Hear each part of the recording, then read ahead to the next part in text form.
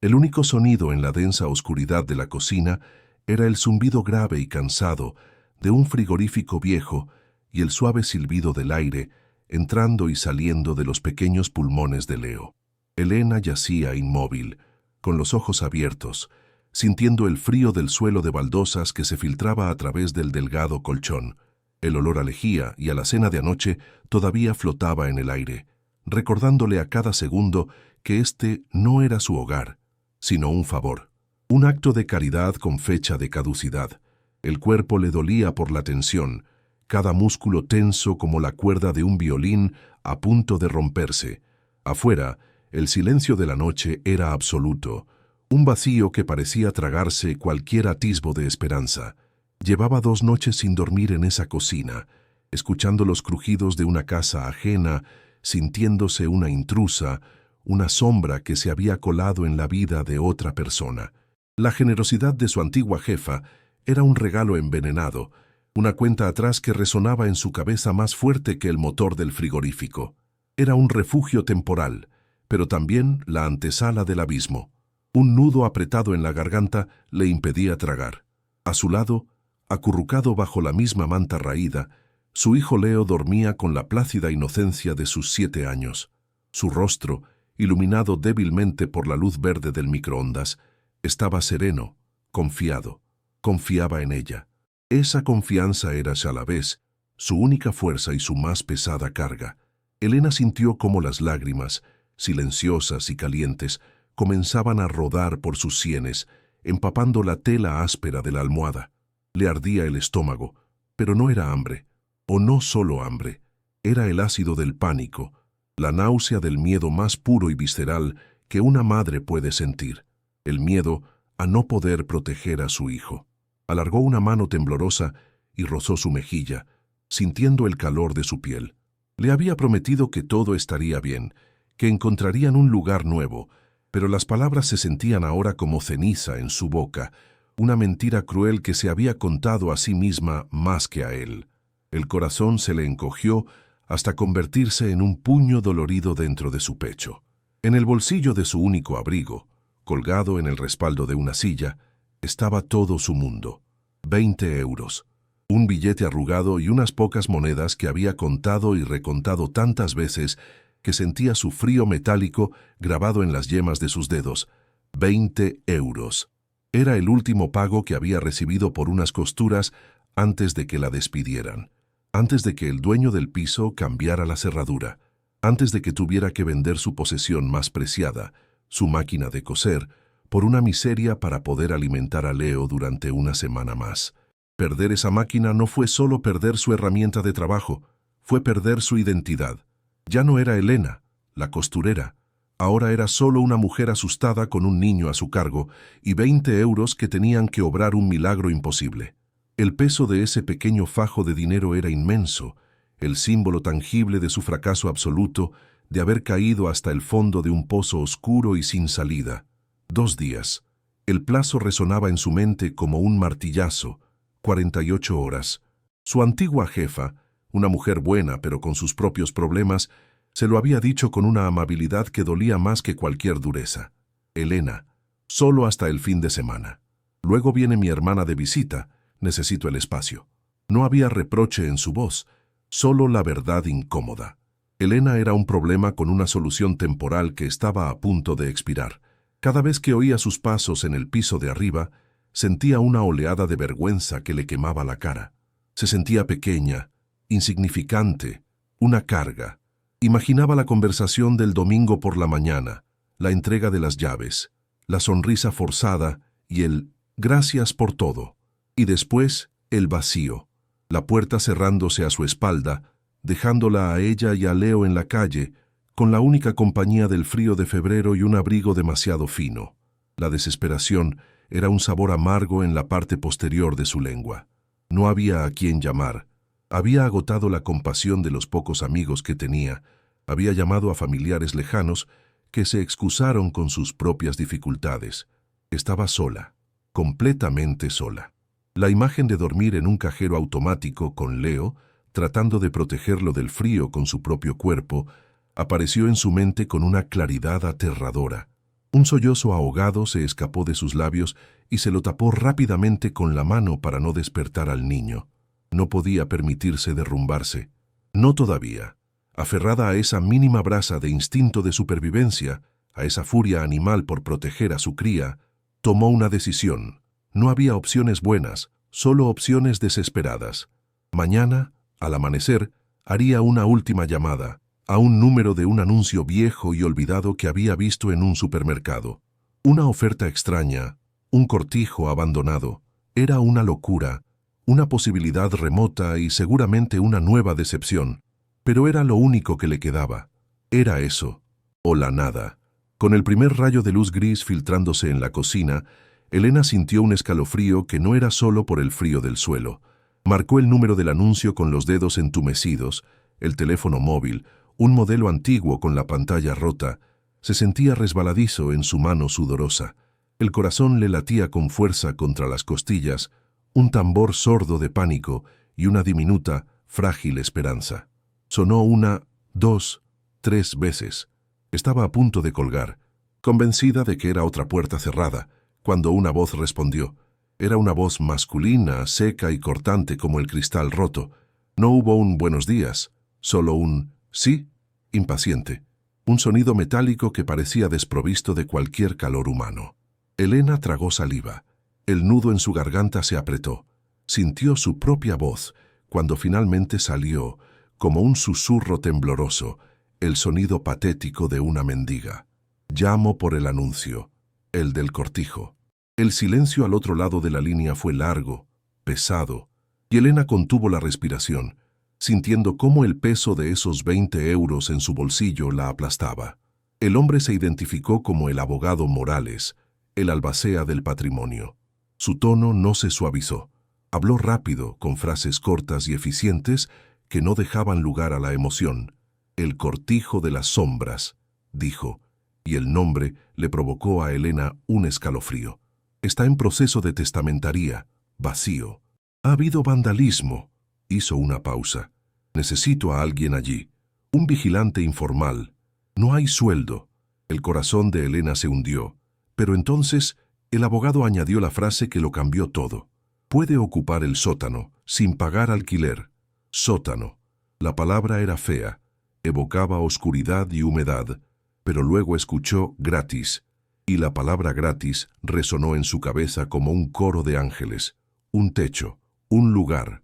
La posibilidad de no estar en la calle en 48 horas. Era una opción terrible, pero era la única opción. Al lado, Leo se movió en sueños, y la visión de su rostro sereno solidificó su decisión. Cualquier cosa era mejor que la nada, se dijo a sí misma, intentando creerlo con todas sus fuerzas. Acepto. La palabra se escapó de sus labios antes de que pudiera analizarla, un reflejo desesperado de supervivencia. Una oleada de alivio tan potente que casi la mareó recorrió su cuerpo, aflojando la tensión en sus hombros por primera vez en días. Era un sótano. Sí, un lugar seguramente horrible, pero sería su lugar, un respiro, un aplazamiento de la catástrofe. Ya no tendría que escuchar los pasos de su jefa en el piso de arriba y sentirse una intrusa. Ya no tendría que contar las horas que le quedaban de caridad. El abogado le dio unas instrucciones escuetas sobre cómo llegar y dónde encontrar la llave, y colgó sin despedirse. Elena bajó el teléfono. Su mano aún temblaba, pero esta vez era por la adrenalina, no por el miedo. Se inclinó sobre su hijo dormido y le susurró al oído, con la voz rota por una emoción que no sabía si era alegría o pánico. Lo conseguí, mi amor. Leo, lo conseguí. Tenemos un sitio. En ese momento, en la fría cocina ajena, esa promesa se sintió como la victoria más grande de su vida. La despedida fue tan incómoda y rápida como había temido. Su antigua jefa le entregó una bolsa de plástico con una barra de pan, algo de queso y una botella de agua, evitando su mirada. La compasión en los ojos de la mujer era una punzada de humillación que Elena sintió físicamente, como una bofetada. Le dio las gracias con la voz ahogada y salió rápidamente, tirando de la mano de Leo. El aire de la mañana era gélido y olía a gases de escape y asfalto mojado. Leo, ajeno a la tensión, iba dando saltitos, emocionado por la aventura de ir a una casa nueva. En la estación, el ruido de los autobuses y los anuncios por megafonía era ensordecedor. Elena compró 2 billetes solo de ida, sintiendo cómo una parte vital de su minúsculo capital se desvanecía en la taquilla. El billete de 10 euros que le devolvieron parecía ahora peligrosamente pequeño. Agarró la mano de su hijo con más fuerza. Su pequeño cuerpo era la única ancla en un mundo que se sentía hostil y amenazante, y subieron al autobús que los alejaría de todo lo conocido. El viaje en autobús fue una tortura lenta. El vehículo, viejo y ruidoso, se sacudía en cada bache. El motor gemía en las cuestas. Elena miraba por la ventanilla, viendo cómo los bloques de pisos grises de la ciudad daban paso a polígonos industriales y luego, finalmente, a un campo abierto y monótono. El paisaje era una sucesión interminable de colinas secas, de un color pardo y amarillento, bajo un cielo pálido y sin carácter. Leo, después de la emoción inicial, se quedó dormido apoyado en su brazo, su peso una presencia cálida y reconfortante. Pero a medida que los kilómetros pasaban, un nudo de ansiedad comenzó a formarse en el estómago de Elena. «¿Qué estamos haciendo?», se preguntó. El abogado había sido escalofriantemente vago. «Bájese en el último pueblo. Se llama Las Almas. Desde ahí, la finca está a 2 kilómetros a pie por el camino de tierra. 2 kilómetros, con un niño y su equipaje». La pequeña llama de esperanza comenzó a vacilar, amenazada por los vientos de una dura realidad que se acercaba. Se bajaron en una parada que no era más que un poste oxidado junto a una plaza desierta. El pueblo de Las Almas parecía un decorado abandonado. El único sonido era el ladrido lejano de un perro y el silbido del viento, que barría remolinos de polvo por el suelo agrietado. El silencio aquí era diferente al de la ciudad. Era un silencio denso, antiguo, que parecía cargado de secretos. Elena vio a una anciana vestida de luto riguroso y se acercó para preguntar por el cortijo de las sombras. La mujer la miró con unos ojos negros y vacíos. No dijo una palabra, simplemente se santiguó con un gesto rápido y casi temeroso, y se apresuró a alejarse, perdiéndose en un callejón oscuro. Un escalofrío, que no tenía nada que ver con la temperatura, recorrió la espalda de Elena. Una sensación helada de mal agüero se instaló en su pecho. Era la primera señal inequívoca de que se dirigían hacia un lugar del que la gente prefería no hablar. La esperanza se sentía ahora como una locura. El camino de tierra era una cicatriz polvorienta en el paisaje. Los 2 kilómetros se sintieron como una eternidad. Cada piedra suelta parecía atacar las suelas gastadas de sus zapatos, y el sol, a pesar del frío, golpeaba con una dureza inesperada. El pequeño bolso con su ropa y el pan colgaba de su hombro, el peso tirando de sus músculos hasta el dolor. Leo, valiente al principio, pronto empezó a quejarse. «Mamá, me duelen las piernas». Elena lo tomó en brazos durante largos trechos, sus propios músculos gritando en protesta, el sudor frío perlado en su frente. El único sonido era el crujido de sus pies sobre la grava, su propia respiración jadeante y el viento incesante que le susurraba al oído palabras que no podía entender. No había señales de vida, ni coches, ni otras casas. Solo ellos dos figuras diminutas y vulnerables en medio de la nada. La desesperación, que había mantenido a raya durante el viaje, comenzó a regresar, fría y familiar, apoderándose de ella de nuevo. Finalmente, al doblar una curva pronunciada, lo vieron. El cortijo de las sombras se alzaba sobre una loma baja, su silueta recortada contra el cielo grisáceo como un esqueleto. La visión le robó el aliento. No era la casa de campo rústica que su imaginación desesperada había intentado pintar. Era una ruina, un monstruo de piedra manchado de humedad negra, con las cuencas de las ventanas vacías como ojos ciegos y una parte del tejado hundida, mostrando las vigas como si fueran costillas rotas. El nombre, Cortijo de las Sombras, de repente adquirió un significado literal y aterrador. Elena sintió cómo su estómago se desplomaba, un peso de plomo cayendo en el vacío. La frágil burbuja de esperanza que había protegido con tanto esmero durante toda la mañana, estalló rociándola con la amarga realidad. Aquello no era un refugio, no era una solución, Parecía más una tumba, un monumento a la decadencia y el abandono. Se detuvo en seco, con Leo todavía en brazos, y el niño debió sentir el cambio en ella porque se apretó más contra su cuello. Se acercaron con pasos lentos, como si se aproximaran a una bestia dormida. La verja de hierro de la entrada principal estaba oxidada, arrancada de una de sus bisagras y colgando torcida. La maleza, alta y seca, lo había invadido todo, ahogando un camino que alguna vez debió ser de baldosas. El aire se volvió notablemente más frío, denso con un olor penetrante a tierra mojada, a podredumbre y a hojas muertas. Un silencio profundo, antinatural, envolvía el lugar, un silencio que no era pacífico, sino expectante, casi hostil. Elena encontró la piedra suelta que el abogado había descrito, y debajo, una llave de hierro grande y oxidada. Su mano temblaba tanto que apenas podía sujetarla. Leo, que se había bajado, ahora se escondía detrás de sus piernas, su carita pálida de miedo. «Mamá», susurró con un hilo de voz, «tengo miedo». A Elena le subió una oleada de náuseas a la garganta. Ella también lo tenía, un miedo paralizante que le helaba la sangre. No intentaron entrar en la casa principal. La orden del abogado había sido específica. La puerta del sótano está en la parte trasera, bajando unos escalones. Rodearon el edificio en ruinas, pisando tejas rotas y escombros. La parte de atrás era aún más desoladora. Una sección entera del muro se había derrumbado, abriendo un boquete oscuro al interior. Y allí estaba la puerta, una plancha de madera maciza, hinchada por la humedad y cubierta de una capa de musgo verde y resbaladizo. La cerradura era un trozo de metal corroído. Elena introdujo la llave. El sonido que hizo al girar fue un chirrido agudo y metálico, una protesta que resonó en el silencio opresivo. La puerta se abrió con un gemido largo y agónico, como una queja, revelando un tramo de escalones de piedra que descendían a una oscuridad negra y absoluta. Un aliento fétido, cargado de humedad, ascendió desde las profundidades para recibirlos.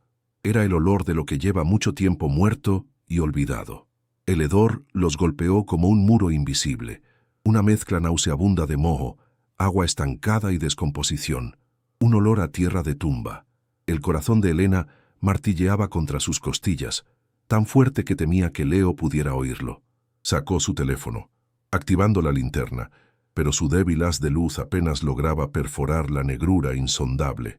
«Vamos, cariño, con cuidado», dijo, su voz un intento forzado y patético de sonar tranquila. Agarró la barandilla de hierro helado y comenzó el descenso, con Leo pegado a su abrigo, su pequeña respiración irregular y asustada junto a su pierna.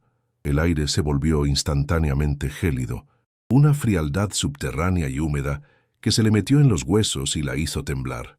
Cada escalón hacia abajo se sentía como un paso más profundo hacia el infierno, alejándose de la luz y de cualquier vestigio de vida. La esperanza había muerto definitivamente en la puerta de aquel sótano. Al llegar al final de la escalera, palpó la pared húmeda y resbaladiza hasta que sus dedos encontraron un interruptor de baquelita. Lo pulsó. Hubo un chasquido, un parpadeo agónico, y una única bombilla desnuda que colgaba de un cable sucio cobró vida. La luz amarillenta y enfermiza reveló el lugar. Su respiración se quedó atrapada en su garganta. Era un único espacio, vasto y cavernoso, mucho más grande de lo que había imaginado. El suelo era de tierra apisonada, brillante por la humedad. Las paredes eran de piedra tosca y lloraban, literalmente, lloraban, con regueros de agua oscura que se deslizaban por ellas, dejando manchas negras que se extendían como una enfermedad contagiosa por toda la superficie. El aire era tan pesado que podía masticarse. Elena sintió un vértigo horrible. Aquello no era una casa, era una mazmorra, 1000 veces peor que la cocina, 1000 veces peor que la calle. Era un lugar donde la esperanza iba a morir. Un escalofrío violento, incontrolable, sacudió su cuerpo de pies a cabeza. En un rincón lejano, la luz mortecina iluminaba una mesa de madera podrida y 2 sillas desvencijadas, una de ellas con solo 3 patas. No había nada más, solo vacío, frío y la tortura acústica del agua. El sonido constante de las goteras era una sinfonía de la miseria. Plink, plonk, plink, caían desde múltiples puntos del techo, creando un ritmo irregular y enloquecedor. Cada gota, un martillo golpeando su ya frágil estado mental. El aire sabía a metal y a moho, una capa desagradable que se pegaba a su lengua y al fondo de su garganta. Atrajo a Leo hacia ella, apretándolo contra su cuerpo, en un intento inútil de protegerlo del frío, de la visión de aquel horror, de la desesperación palpable que impregnaba cada átomo de aire en aquel sótano maldito. Aquel lugar no estaba solo abandonado, se sentía activamente hostil, como si se alegrara de su sufrimiento. De pie en el centro de aquel espacio gélido, viendo la nube de su propio aliento bajo la luz débil, Elena comprendió la magnitud de la broma cruel que el destino le había jugado. El alivio que había sentido por la mañana, esa chispa de esperanza, ahora le parecía una alucinación, un delirio febril. En la cocina de su jefa, había estado desesperada, sí, pero había calor, había un suelo limpio, había el sonido de la vida en el piso de arriba, un recordatorio de que el mundo seguía existiendo. Aquí no había nada, nada más que una humedad que calaba los huesos, un frío que mordía la piel y un aislamiento tan profundo y absoluto que se sentía como un sudario. Paseó la mirada por las paredes que lloraban y el techo que goteaba. Esto no era un paso adelante, ni siquiera era un paso atrás. Esto era una caída libre a un pozo más profundo, más oscuro y más frío de lo que nunca había creído posible. Sintió cómo las últimas gotas de su fuerza se drenaban, dejándola hueca, vacía y aterrada. Y entonces se rompió. El peso acumulado de la pérdida, la humillación y el miedo finalmente la aplastó. Se dejó caer de rodillas sobre la tierra fría y húmeda, sin importarle el barro que manchaba sus pantalones. Abrazó a su hijo con una ferocidad desesperada, enterrando el rostro en su pequeño hombro, para que él no pudiera ver las lágrimas que ahora fluían sin control. Pero él podía sentirlo. Podía sentir los temblores que sacudían su cuerpo, los sollozos silenciosos y convulsos de un espíritu que había sido completamente quebrado. La promesa de un nuevo lugar, la aventura, todo había sido una mentira que los había conducido a esta cripta. Allí, en las entrañas de una ruina olvidada, rodeada por el olor a decadencia y el sonido implacable de un mundo deshaciéndose gota a gota, Elena lo entendió. No había tocado fondo, había caído a través de él, y ahora se encontraba en un lugar mucho, mucho peor.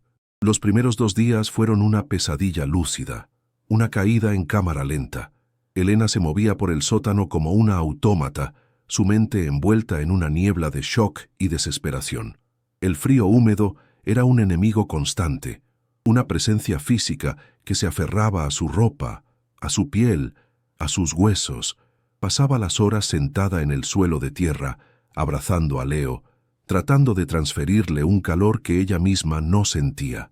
El único sonido, aparte de la respiración de su hijo, era la sinfonía enloquecedora de las goteras. Plink, plonk, plink. Cada gota que golpeaba el suelo o los charcos acumulados era un recordatorio de su fracaso, un metrónomo que marcaba el ritmo de su miseria. Por la noche, la única bombilla creaba sombras danzantes que parecían monstruos en las paredes de piedra, y Elena yacía con los ojos abiertos, sintiendo el peso del silencio y el abandono aplastándola, ahogándola lentamente en una oscuridad mucho más profunda que la simple ausencia de luz. Sabía, con una certeza que le helaba la médula, que la esperanza era un lujo que ya no podía permitirse. En contraste con la parálisis de su madre, Leo, con la asombrosa resiliencia de la infancia, intentaba colonizar el espacio. Su pequeña voz rebotaba en las paredes de piedra mientras exploraba los rincones más oscuros del vasto sótano, convirtiendo las manchas de humedad en mapas de países imaginarios y las piedras sueltas en tesoros de piratas. No era felicidad, Elena lo sabía.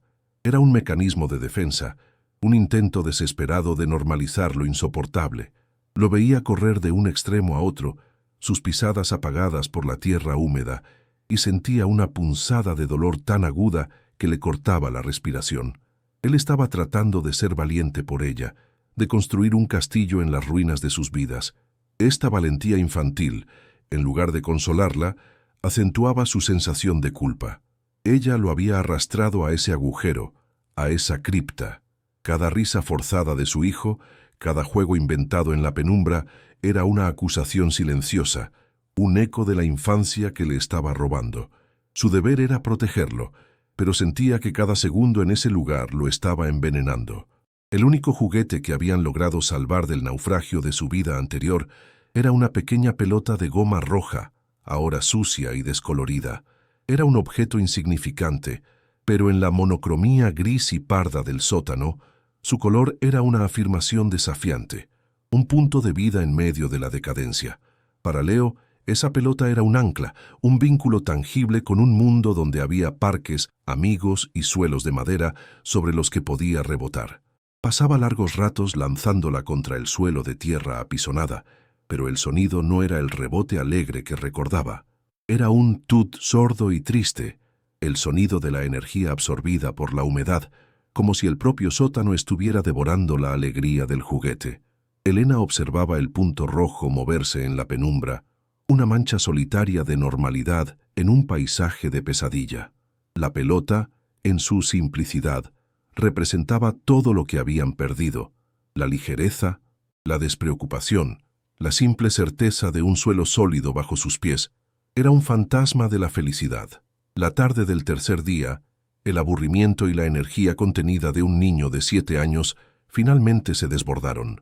Leo, tratando de inventar un nuevo juego, decidió usar una mancha de moho particularmente oscura en una de las paredes como diana.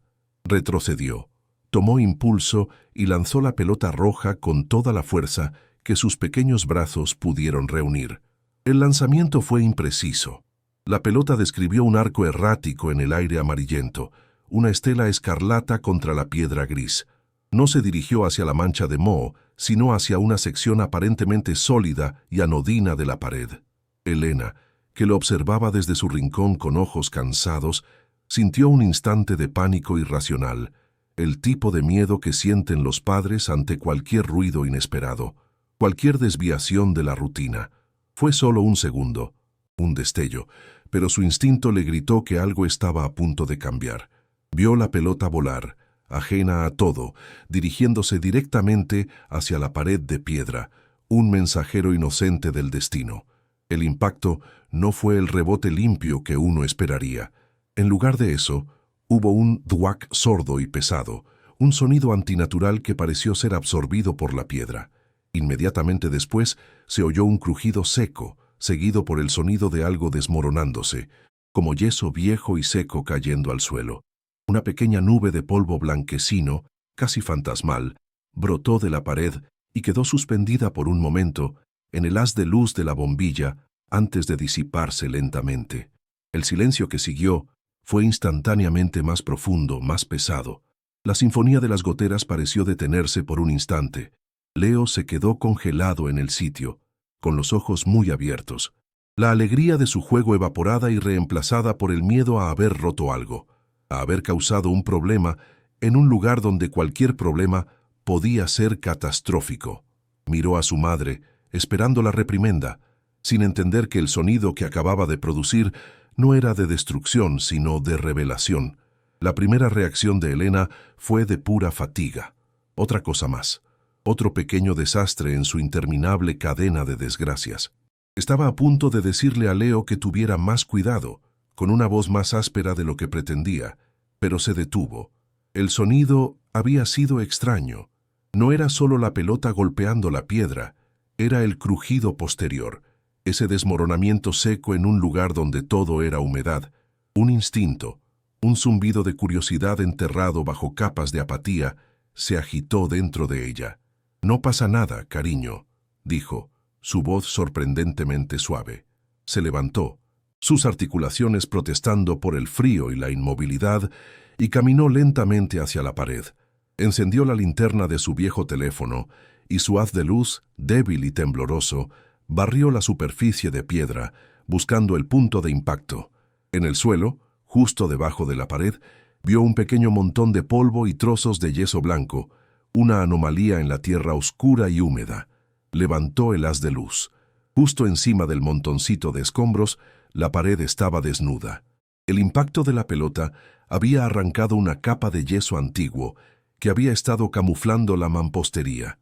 La mayor parte del muro estaba formada por grandes piedras irregulares, de un color gris oscuro, casi negro, brillantes por las vetas de agua que se deslizaban perpetuamente sobre ellas. Pero allí, en el centro del parche recién revelado, algo era discordante. No era una piedra, era un ladrillo rectangular, de un color arcilloso más pálido, perfectamente tallado y encajado en el hueco. Estaba completamente seco, como si alguna fuerza invisible lo protegiera de la humedad que lo rodeaba.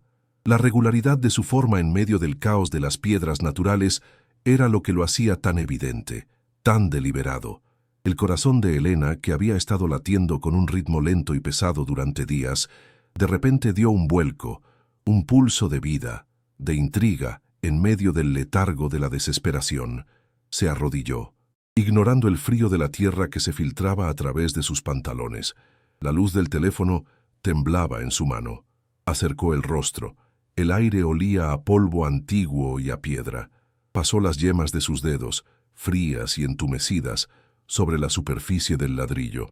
Era áspero, poroso, completamente diferente de la piedra resbaladiza y helada que lo rodeaba. Luego siguió con el dedo la junta, el espacio entre el ladrillo y las piedras. El mortero allí no era la mezcla dura y centenaria del resto del muro. Era diferente, más arenoso, casi quebradizo al tacto. Una idea absurda, una chispa de locura, se encendió en su mente. Con el corazón en la garganta, apoyó la palma de la mano en el ladrillo y empujó. Suavemente al principio, luego con más firmeza, y entonces lo sintió.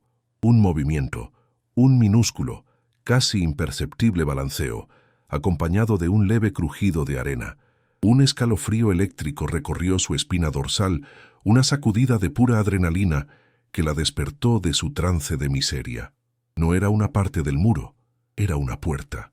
Su mente, hasta entonces lenta y nublada, de repente se aceleró, funcionando con una claridad febril. Esto no era una casualidad, no era una reparación antigua. La diferencia en los materiales, el mortero quebradizo, el hecho de que estuviera oculto bajo una capa de yeso, todo gritaba que había sido puesto allí a propósito para ser encontrado. La pregunta era, ¿por quién? ¿Y qué ocultaba? Un torbellino de posibilidades la asaltó. ¿Dinero? ¿Joyas de los antiguos dueños? ¿O algo mucho más siniestro? El nombre del lugar, el cortijo de las sombras y la reacción de la anciana del pueblo volvieron a su mente.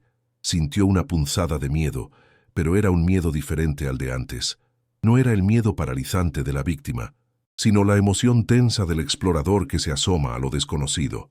Necesitaba abrirlo. Necesitaba una herramienta. Su mirada recorrió el lúgubre espacio y se posó en la bolsa de tela que contenía sus únicas posesiones. Y allí estaba la respuesta. El humilde cuchillo de cocina con el que cortaba el pan y el queso. Se arrastró de rodillas hasta la bolsa y sacó el cuchillo.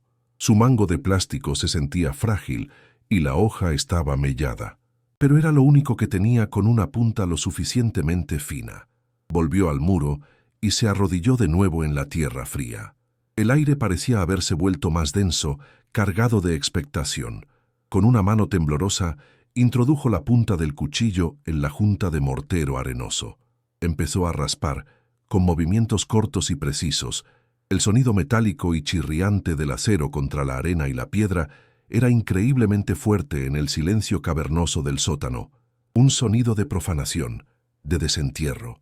Era un trabajo lento, frustrante. Pequeños trozos de mortero caían sobre su mano, mezclándose con la suciedad y el sudor frío que empezaba a perlar su frente. El esfuerzo hizo que los músculos de su brazo y su espalda, ya doloridos por el frío y la tensión, gritaran en protesta, pero ella no les hizo caso. Estaba completamente absorta, impulsada por una fuerza que no sabía que aún poseía. Leo, que había estado observando en silencio desde la distancia, se acercó arrastrando los pies. Su miedo inicial por haber roto algo se había transformado en la fascinación pura y sin adulterar de un niño ante un misterio. Se sentó con las piernas cruzadas a poca distancia, abrazando su pelota roja como si fuera un talismán. Sus grandes ojos no se apartaban de las manos de su madre, de la punta del cuchillo que desaparecía en la pared, del pequeño montón de polvo que crecía en el suelo. «¿Qué haces, mamá?», susurró finalmente, su voz un pequeño sonido en la inmensidad. Elena no se giró.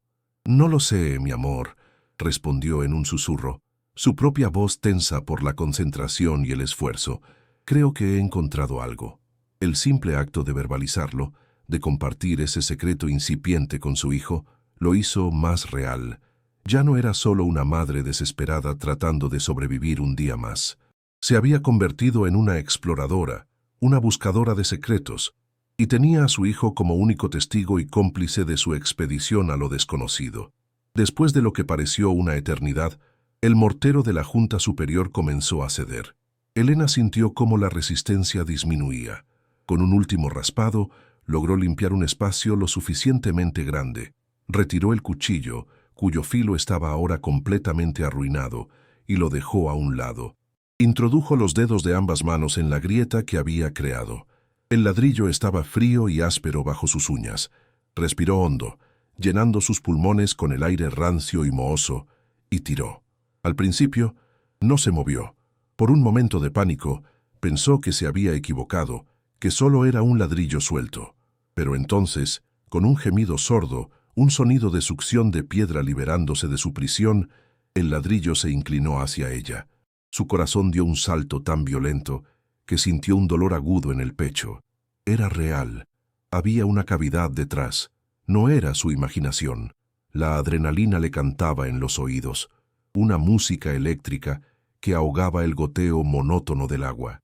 Con mucho cuidado, moviendo el ladrillo de lado a lado, lo extrajo por completo del muro. Era sorprendentemente pesado. Lo sostuvo en sus manos por un segundo, sintiendo su peso sólido y real, la prueba de que no estaba soñando. Lo depositó suavemente en el suelo de tierra, como si fuera un objeto sagrado, y entonces se volvió hacia el agujero.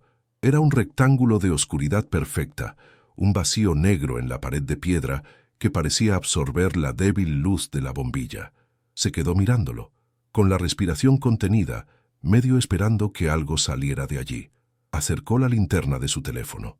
La cavidad no era un simple hueco irregular. Alguien se había tomado la molestia de tallar un nicho limpio y preciso. Y lo más sorprendente era el interior. Estaba completamente forrado con una especie de tela gruesa, oscura y aceitosa, como lona encerada o cuero impermeabilizado. Un revestimiento meticuloso, diseñado con un propósito claro: proteger lo que hubiera dentro de la omnipresente humedad del sótano. Llegó el momento de la verdad. Su corazón martilleaba en su pecho, un tambor desbocado que parecía resonar en todo el sótano. Sus manos, cubiertas de polvo de ladrillo y tierra, temblaban tan violentamente que apenas podía sostener el teléfono sin que el haz de luz bailara por todas partes. 1.000.000 de preguntas se agolpaban en su mente, empujándose unas a otras. ¿Qué podía ser tan importante como para ser escondido con tanto esmero en un lugar como este? ¿Sería la solución a todos sus problemas, un tesoro que cambiaría sus vidas?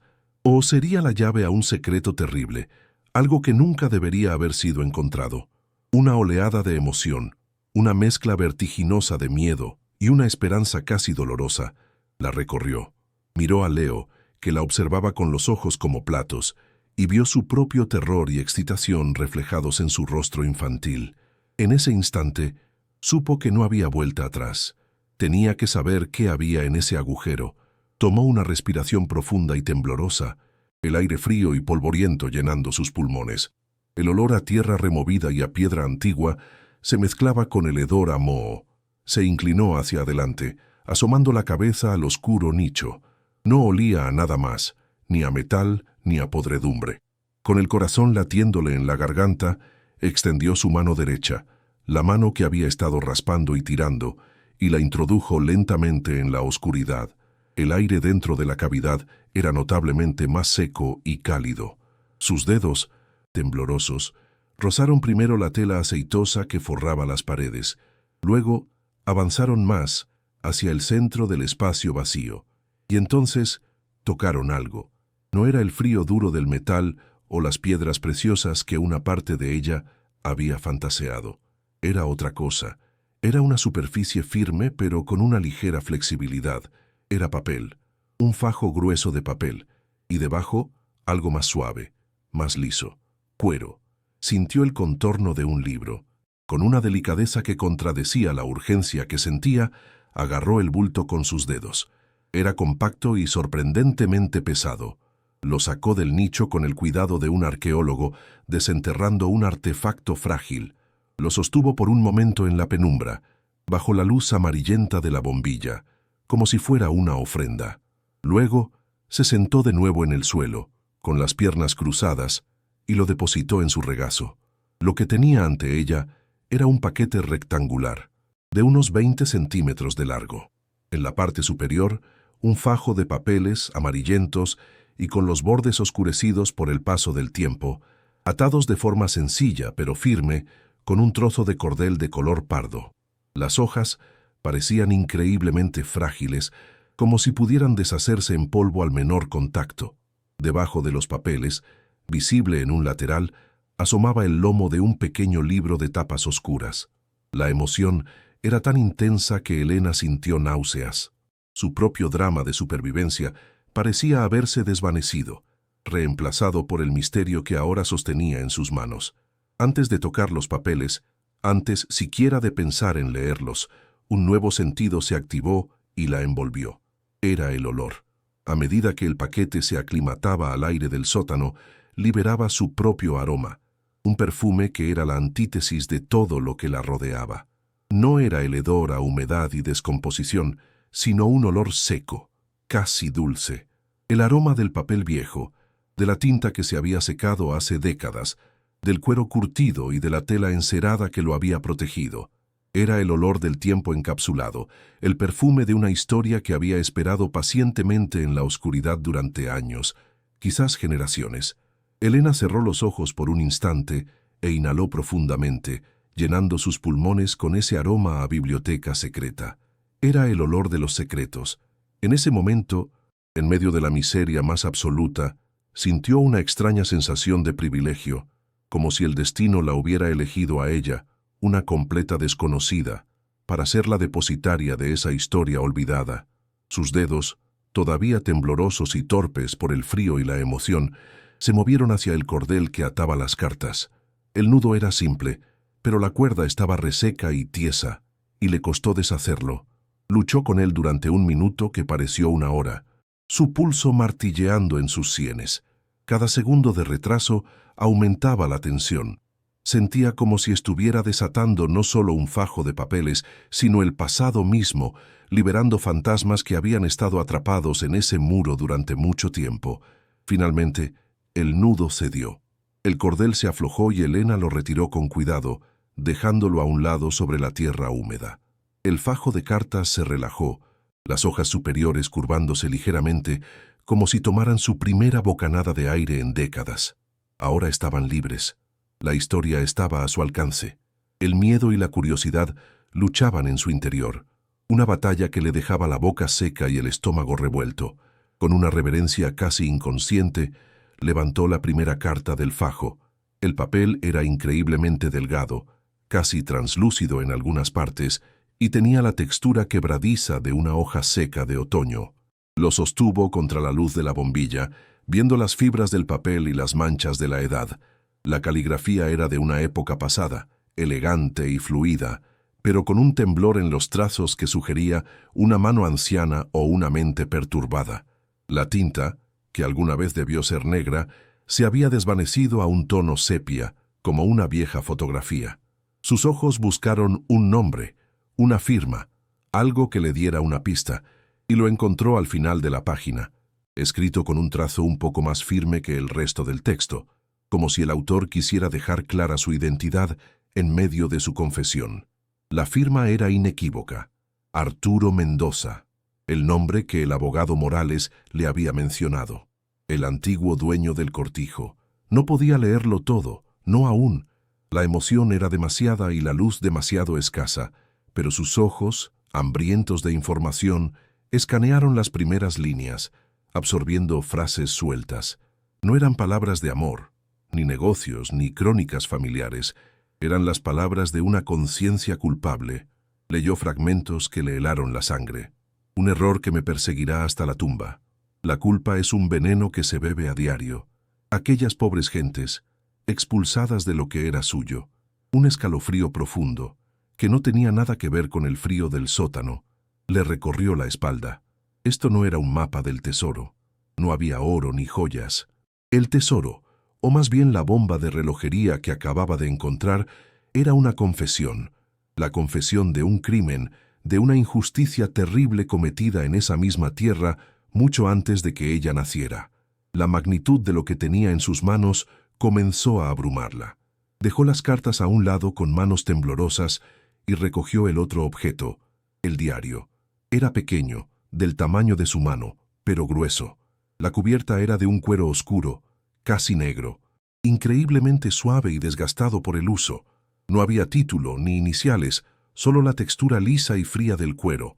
No tenía cerradura ni cierre, como si el autor no temiera que lo leyeran, o quizás como si deseara que alguien lo hiciera algún día. Elena pasó el pulgar por el lomo, sintiendo las páginas compactas en su interior. Exhaló un suspiro tembloroso y, con la delicadeza de quien toca una reliquia, abrió la tapa. El interior crujió suavemente, el sonido del papel viejo y el pegamento seco.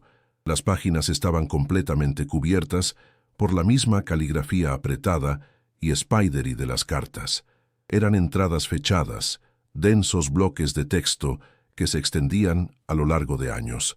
Era el registro íntimo de la culpa que había leído en las cartas, una crónica detallada del tormento de un hombre. Un peso inmenso, el peso de una historia ajena y oscura, se asentó sobre los hombros de Elena. Se dio cuenta, con una claridad repentina y aterradora, de que esto era mucho más grande que ella, más grande que su hambre, su frío y su miedo. Su desesperada búsqueda de un simple refugio la había llevado a tropezar con el epicentro de un drama histórico, un secreto enterrado literalmente bajo tierra. Ya no era solo Elena, la costurera en paro, la madre asustada. Ahora era algo más. Se había convertido, sin quererlo, en la guardiana de la confesión de un hombre muerto, en la portadora de un secreto que tenía el poder de reescribir la historia de aquel lugar. La responsabilidad de ello la asustaba casi tanto como la idea de volver a la calle. ¿Qué debía hacer? ¿Ignorarlo? ¿Fingir que nunca había encontrado nada y seguir luchando por su propia supervivencia? ¿O aceptar el papel que el destino le había arrojado y ver hasta dónde la llevaba este oscuro camino? De repente, el entorno del sótano cambió de significado.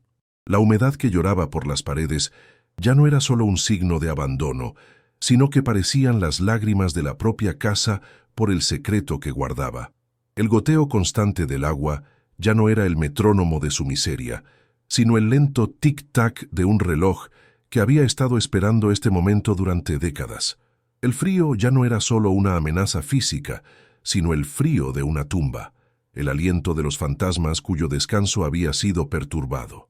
Su propia y pequeña tragedia personal, su lucha por la supervivencia, se había entrelazado inextricablemente con una historia mucho más grande y antigua de codicia, crimen y culpa.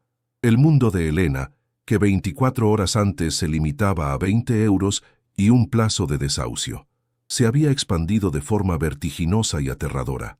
Estaba de pie en el centro de un terremoto narrativo y sentía cómo el suelo, literal y figuradamente, se abría bajo sus pies, revelando un abismo de secretos. Durante horas, que se sintieron como días, Elena se sentó en el suelo helado, la única luz la de la bombilla desnuda y el débil resplandor de su teléfono sobre las páginas amarillentas. El olor a papel viejo y tinta desvanecida llenaba el aire, un perfume de historia secreta que dominaba al del moho. Con los dedos entumecidos por el frío, desdobló la primera carta, cuyo papel crujía como una advertencia. La caligrafía, temblorosa pero clara, comenzó la confesión de Arturo Mendoza. No fue una explosión, sino un veneno lento que se filtró en su mente. Escribo esto no para buscar perdón, pues sé que mi alma está manchada para siempre, sino para que la tierra misma no olvide la sangre y las lágrimas que la empaparon, antes de que yo pusiera la primera piedra de esta maldita casa. Elena sintió un nudo helado en el estómago. Las palabras no eran de un propietario, sino de un carcelero atormentado por su propia prisión de culpa, un fantasma que había dejado su testimonio encerrado en el corazón de su crimen, esperando. El diario, con su tapa de cuero suave y gastado, era aún más explícito. Página tras página, Arturo Mendoza detallaba la trama con una precisión masoquista, como si el acto de escribirlo fuera un castigo autoimpuesto. Elena leyó sobre los años 70, los últimos estertores de un régimen que daba poder a hombres sin escrúpulos. Leyó sobre el socio de Arturo, un hombre influyente en la región, un cargo del partido con conexiones y sin conciencia, al que solo se refería como M. Juntos, vieron esa tierra fértil, habitada por una pequeña comunidad de agricultores, y la codiciaron. M. lo hizo parecer fácil, escribió Arturo. Unos papeles convenientemente perdidos, unos títulos de propiedad falsificados con un sello oficial que él mismo consiguió, y la ley estaría de nuestro lado. Me aseguró que nadie se atrevería a protestar. Elena sintió una oleada de náuseas. No era solo un robo, era una conspiración urdida al amparo del poder, una traición metódica contra gente indefensa. Las palabras de Arturo pintaban una escena vívida y aterradora de la expulsión. Llegamos al amanecer, con la Guardia Civil comprada por M. y un grupo de matones. No hubo diálogo, hubo gritos, el llanto de los niños arrancados de sus camas, el sonido de puertas derribadas. Recuerdo el rostro de un anciano, arrodillado, suplicando por la tierra de sus abuelos mientras lo arrastraban por el barro.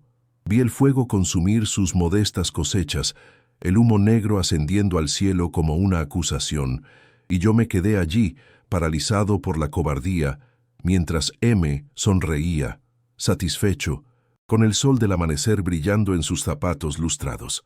Elena tuvo que detenerse. El corazón le martilleaba con furia y pena. Podía oír los gritos, oler el humo. La injusticia era tan palpable, tan fresca en esas páginas, que sentía como si estuviera sucediendo en ese mismo instante, justo al otro lado de las paredes de piedra. Su propia miseria le pareció de repente pequeña, eclipsada por el dolor de toda una comunidad borrada del mapa. Con un horror creciente, comprendió que el cortijo de las sombras, su miserable refugio, estaba construido literalmente sobre la ruina de docenas de vidas. Cada piedra de ese sótano estaba cimentada con la desesperación de aquellas familias. La humedad que lloraba por las paredes ya no era agua. Eran las lágrimas no derramadas de los expulsados. El frío no era solo la ausencia de calor, sino la presencia helada de una memoria profanada. Sostener aquellos documentos era como sostener los huesos de los muertos.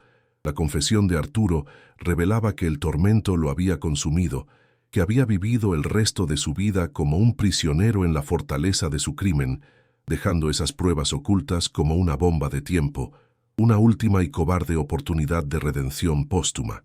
Elena sintió el peso abrumador de la historia en sus manos. Ya no era una simple superviviente, era, contra su voluntad, la heredera de un secreto que clamaba por salir a la luz después de casi 50 años de silencio forzado. Fue entonces cuando un sonido rompió el silencio sepulcral del sótano. No era el goteo del agua ni el silbido del viento. Era un sonido moderno, mecánico y agresivo, el rugido de un motor potente acercándose, el crujido de neumáticos caros sobre la grava del camino de tierra, el sonido de la riqueza y el poder invadiendo aquel dominio de abandono. Elena se quedó paralizada, con el corazón en la garganta. Su instinto de supervivencia, agudizado por semanas de miedo, gritó en silencio. Ese coche no pertenecía a ese lugar. No era un visitante casual, era una amenaza. En un movimiento frenético, recogió las cartas y el diario, el papel frágil protestando en sus manos. No sabía por qué, pero una certeza absoluta le dijo que debía esconderlos, que la llegada de ese coche y el secreto que acababa de desenterrar estaban conectados de una forma terrible y peligrosa. Sus manos temblaban mientras buscaba un lugar donde ocultar el pasado antes de que el presente llamara a su puerta. Con una rapidez nacida del pánico, Volvió a meter el fajo de papeles y el diario en la cavidad de la pared. No había tiempo para colocar el ladrillo de nuevo. En su lugar, arrastró una vieja caja de madera podrida que había en un rincón y la colocó delante del agujero, esperando que la penumbra del sótano fuera suficiente para ocultar su improvisado escondite. Apenas había terminado cuando el motor del coche se detuvo justo encima, en el exterior. El silencio que siguió fue aún más tenso que el sonido. Contuvo la respiración, atrayendo a Leo hacia ella, que se había despertado asustado por el ruido. Luego, oyó el golpe seco de una puerta de coche cerrándose, seguido por el sonido de pasos firmes y decididos sobre la tierra y los escombros. No eran los pasos vacilantes de un explorador, eran los pasos de alguien que caminaba como si el mundo entero le perteneciera. Los pasos se dirigían directamente hacia la entrada del sótano, cada pisada un martillazo en el pulso acelerado de Elena. Se abrazó a su hijo, cuyo pequeño cuerpo temblaba contra el suyo, y retrocedió instintivamente hacia el rincón más oscuro del sótano. La puerta, que había dejado entornada, se abrió del todo con un empujón brusco. Una silueta alta y ancha se recortó contra la luz grisácea del exterior, una figura de oscuridad que bloqueaba su única salida. El hombre permaneció allí por un momento, dejando que sus ojos se acostumbraran a la penumbra, y el olor de una colonia cara y amaderada invadió el aire viciado, un aroma de opulencia tan fuera de lugar que resultaba obsceno. Elena sintió un escalofrío que no era de frío. Era el miedo primal a un depredador. La figura descendió los escalones de piedra con una seguridad irritante, y cuando la luz de la bombilla iluminó su rostro, Elena contuvo el aliento. Era un hombre de unos 50 años, con el pelo plateado peinado meticulosamente hacia atrás, un traje caro que parecía inmune a la suciedad del lugar y unos ojos oscuros y fríos que lo escrutaban todo con una mezcla de desdén y cálculo. El hombre paseó su mirada por el sótano. Sus labios se curvaron en una mueca de disgusto apenas disimulada al ver las paredes húmedas, el suelo de tierra y los muebles rotos. No parecía sorprendido por el estado del lugar, sino más bien molesto por su existencia. Sus ojos se detuvieron finalmente en Elena y Leo, acurrucados en la sombra. No mostró sorpresa, solo una chispa de irritación. «Vaya, vaya», dijo. Su voz era grave y resonante, una voz acostumbrada a dar órdenes y ser obedecida. «Parece que tenemos ocupas». No había pregunta en su tono, solo una afirmación cargada de desprecio. Se acercó un paso más, sus zapatos italianos de cuero inmaculados a pesar del barro.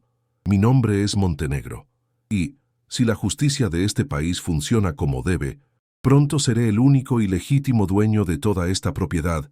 El nombre resonó en la mente de Elena, conectándose con la M del diario, M de Montenegro, el hijo del socio. El terror se solidificó en su pecho, convirtiéndose en un bloque de hielo. Montenegro la miró de arriba abajo, su mirada evaluadora deteniéndose en su ropa gastada y en el rostro asustado de su hijo. Una sonrisa condescendiente, desprovista de cualquier calidez, apareció en su rostro. Supongo que el abogado Morales, en su infinita estupidez, pensó que era una buena idea tener a alguien vigilando. Hizo una pausa, dejando que sus palabras flotaran en el aire denso. «No le culpo a usted», continuó, su tono ahora falsamente comprensivo. «La necesidad nos hace hacer cosas desesperadas, pero su tiempo aquí ha terminado». Se acercó otro paso, invadiendo su espacio personal, su presencia física, una abrumadora manifestación de poder. Elena podía sentir la amenaza que emanaba de él, una corriente subterránea de violencia, bajo el barniz de civilidad. Sintió a Leo aferrarse a su pierna con más fuerza, y su instinto maternal le gritó que protegiera a su cría de aquel lobo vestido con traje de diseño. El aire se volvió tan tenso que parecía a punto de quebrarse. «Escuche», dijo Montenegro, bajando un poco la voz, adoptando el tono de un hombre razonable que hace un favor. «Sé que su situación debe ser difícil. No soy un monstruo».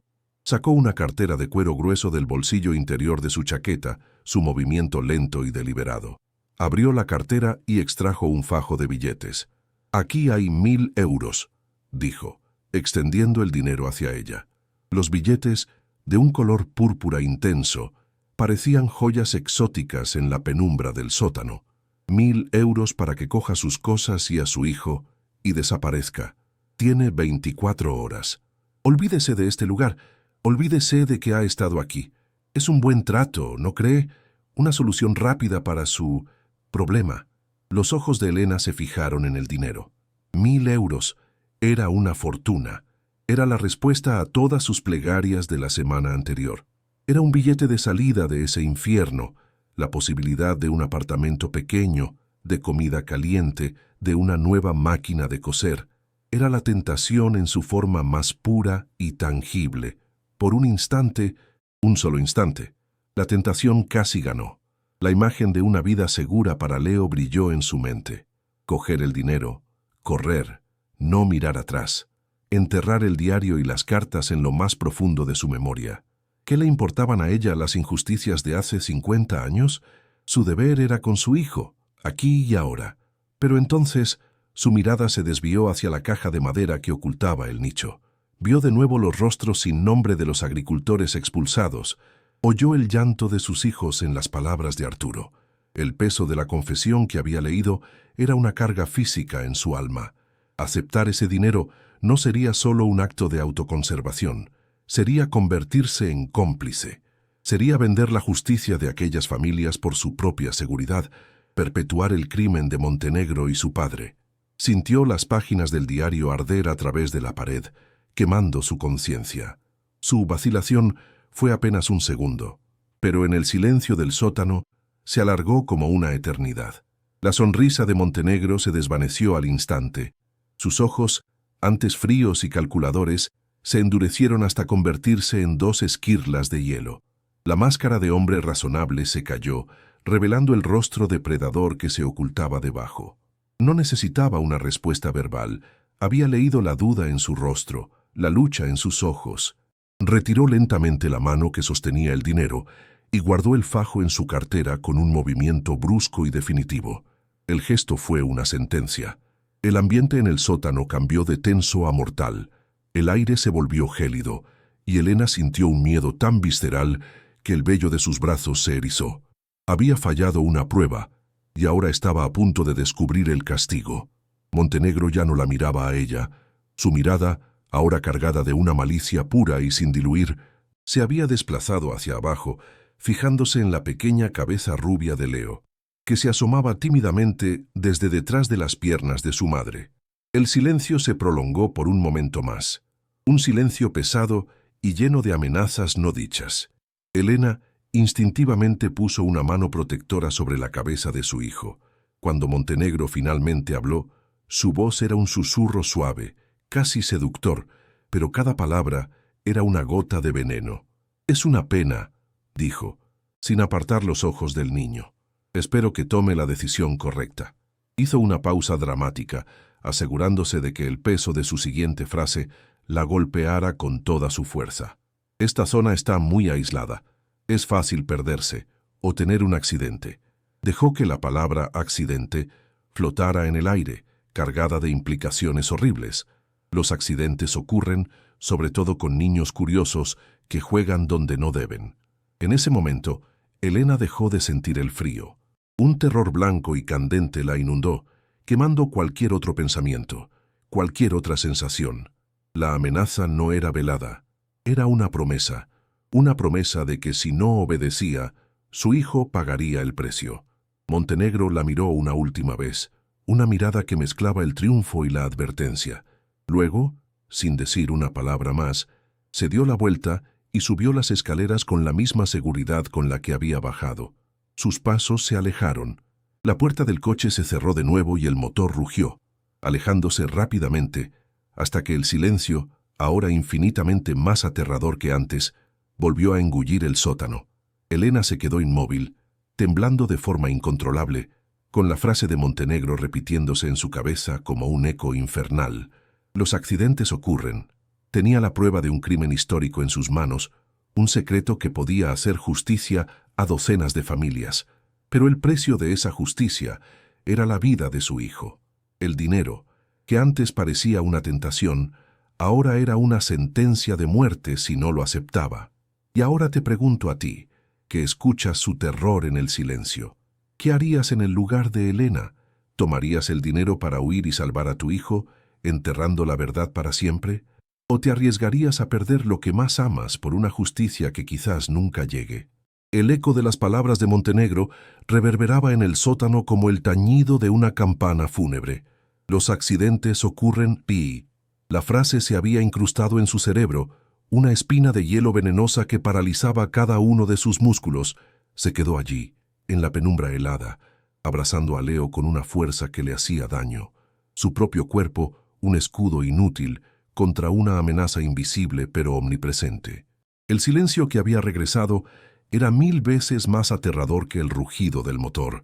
Era un silencio preñado de posibilidades terribles, un lienzo oscuro sobre el que su mente, enloquecida por el pánico, pintaba imágenes espantosas. Leo tropezando cerca de un pozo, Leo jugando cerca de un muro que se derrumba. Leo, no. Cerró los ojos con fuerza, tratando de expulsar las visiones, pero solo se hacían más nítidas. El aire olía a moho y a miedo, su propio miedo, un olor agrio y metálico. Cada gota de agua que caía era ahora una cuenta atrás, el reloj de la extorsión marcando las 24 horas que le habían dado para vender su alma y la justicia de los muertos. La elección no era una elección, era una sentencia. Su cuerpo entero temblaba, una convulsión incontrolable que nacía en lo más profundo de su ser. El terror era una entidad física, un animal con garras heladas que se aferraba a sus entrañas. Miró la caja de madera que ocultaba la confesión de Arturo Mendoza. La verdad estaba allí, a solo unos metros, un secreto enterrado que tenía el poder de destruir a un hombre como Montenegro. Pero ese poder tenía un precio inimaginable, la vida de su hijo. La imagen de los 1000 euros, de los billetes púrpuras, volvió a su mente. Con ese dinero podrían huir lejos, desaparecer, empezar de nuevo en un lugar donde nadie conociera sus nombres. Podría comprarle a Leo zapatos nuevos, un abrigo caliente, una cama de verdad. Podría protegerlo, pero a cambio, tendría que pisotear la memoria de una comunidad entera, silenciar las voces de los muertos que, por un azar del destino, la habían elegido a ella como su portavoz. La náusea le subió por la garganta, un sabor amargo a bilis y a culpa. Su corazón se partía en dos, desgarrado por dos instintos primarios, el de madre y el de justicia. Dejó a Leo suavemente en el suelo, susurrándole que todo estaba bien. Una mentira que le supo a ceniza en la boca. El niño se acurrucó contra la pared, exhausto y asustado. Elena se acercó al nicho como un sonámbulo. Sacó de nuevo las cartas y el diario. El papel frágil y amarillento se sentía ahora pesado como el plomo. Los sostuvo en sus manos, sintiendo el pulso de la historia que contenían. ¿Qué derecho tenía ella a negociar con esto? ¿A ponerle un precio a tanto dolor? Pero entonces, el rostro de Leo apareció en su mente, su sonrisa inocente, su confianza absoluta en ella. La amenaza de Montenegro no era una hipérbole. Lo había visto en sus ojos. Era un hombre que eliminaría cualquier obstáculo, sin importar lo pequeño o indefenso que fuera. Si se quedaba, si intentaba luchar, pondría a su hijo en la línea de fuego. Si huía con las pruebas, él los buscaría. Si huía sin ellas, viviría para siempre con el fantasma de su cobardía. No había salida. Estaba atrapada en una jaula construida con los huesos de una injusticia pasada. El pánico era un océano negro que amenazaba con ahogarla. Se dejó caer al suelo, la cabeza entre las manos, los sollozos secos y silenciosos sacudiendo su cuerpo. El sótano, con su frío y su humedad, se sentía como una tumba abierta que esperaba para reclamarla. Estaba sola, completamente sola contra un hombre con poder, dinero y sin escrúpulos. ¿Qué podía hacer ella, una mujer sin nada, con solo 20 euros menguantes y un secreto que era a la vez un arma y una sentencia de muerte? La desesperación era total, absoluta. Se sentía como un insecto atrapado bajo un cristal, viendo la sombra de la bota que estaba a punto de aplastarlo. El instinto le gritaba que corriera, que tomara a su hijo y se perdiera en el mundo, pero algo más profundo, una fibra moral que no sabía que poseía, se resistía. Rendirse era permitir que el mal ganara otra vez. Era escupir sobre la tumba de Arturo Mendoza y sobre las esperanzas de todas las familias que habían sufrido. Era una elección imposible, una tortura diseñada por un Dios cruel y burlón. Su mente era un caos. Y entonces, en medio de su tormenta interna, un sonido diferente atravesó el velo de su desesperación. Al principio, fue débil, casi imperceptible por encima del goteo del agua y el latido de su propio corazón en sus oídos. Pero luego se hizo más claro. Un ladrido. No era un ladrido agresivo, sino uno insistente, rítmico. Venía de lejos, desde la única dirección en la que sabía que había otra señal de vida. La casa de la anciana que se había santiguado. No, recordaba vagamente haber visto a un hombre mayor en el jardín, el perro de un vecino. Un sonido tan normal, tan mundano, que en la atmósfera de pesadilla del cortijo parecía un mensaje de otro universo. Un universo donde la vida seguía su curso, donde los perros ladraban y la gente vivía sin miedo. El sonido se ancló en su mente, una pequeña isla de normalidad en un mar de locura. Se aferró a él como un náufrago a una tabla. Un vecino. No estaba completamente sola en el mundo. Había alguien más, a menos de 1 kilómetro de distancia. Era un pensamiento débil, absurdo. La idea era una locura. ¿Qué podía hacer un anciano? ¿Cómo iba a acercarse a un extraño y contarle una historia tan descabellada sobre confesiones ocultas y amenazas de un terrateniente poderoso? La rechazaría, pensaría que estaba loca, o peor, podría estar compinchado con Montenegro. El miedo a esa posibilidad casi la hizo desechar la idea. Pero el ladrido del perro continuaba, un pulso constante en la noche silenciosa. Era un llamado, quizás un último y desesperado recurso. Quedarse en el sótano era esperar la visita de los taxidentes de Montenegro. Huir sin rumbo era condenarse a sí misma y a su hijo a la calle, con un monstruo pisándoles los talones. La opción del vecino era un salto al vacío, un riesgo terrible, pero era el único movimiento posible en un tablero donde todas las demás casillas conducían a un jaque mate seguro. La adrenalina comenzó a reemplazar a la parálisis. El miedo no desapareció, pero se transformó, del pánico pasivo del ciervo ante los faros, a la tensión activa de la presa que busca una última vía de escape. Tomó una decisión. El acto mismo de decidir, de elegir un camino en lugar de dejarse arrastrar, le devolvió una pizca de control. Se movió con una nueva urgencia. Volvió a guardar casi todas las cartas y el diario en la bolsa que contenía su escasa ropa, un tesoro peligroso mezclado con jerseys viejos y la barra de pan a medio comer. Pero dejó una carta fuera. La primera que había leído, la que mencionaba la expulsión de aquellas pobres gentes. La dobló con cuidado y se la guardó en el bolsillo de su abrigo. Era su prueba, su única carta de presentación, la llave para que un extraño creyera su historia imposible. Despertó a Leo con suavidad, aunque el niño ya estaba despierto, observándola con unos ojos grandes y asustados. «Cariño, vamos a dar un paseo. Vamos a visitar a un amigo», le susurró. La mentira de la normalidad ahora, una herramienta necesaria para proteger su inocencia. Se puso el abrigo, cogió la bolsa y la mano de su hijo y subió los escalones del sótano, dejando atrás la luz enfermiza de la bombilla. El aire de la noche la golpeó con una violencia helada. Era un frío cortante, que olía a tierra húmeda y a la escarcha que empezaba a formarse sobre la hierba seca. La luna estaba oculta tras una gruesa capa de nubes, y la oscuridad era casi absoluta, una negrura aterciopelada que parecía tener sustancia propia. El único punto de referencia era una luz amarillenta y solitaria que parpadeaba a lo lejos, la luz de la casa del vecino. Parecía estar a una distancia imposible. Cada paso sobre el camino de grava crujía con un sonido atronador, y Elena tenía la certeza de que cada crujido alertaba a secuaces invisibles que acechaban entre las sombras de los árboles retorcidos. Agarraba la mano de Leo con tanta fuerza que sus nudillos estaban blancos. El viento susurraba entre las ruinas del cortijo, creando gemidos y lamentos que se sumaban al coro de sus miedos. Sentía 1000 ojos sobre su espalda, la presencia de Montenegro, una sombra que se cernía sobre todo el paisaje. El miedo era un sabor metálico en su boca, pero siguió caminando. A medida que se acercaban, la casa se hizo más nítida. Era una casita humilde, de una sola planta, con un pequeño porche y un jardín descuidado. La luz que había visto provenía de una única ventana. El ladrido del perro se hizo más fuerte y cercano, un sonido grave y profundo que denotaba un animal grande.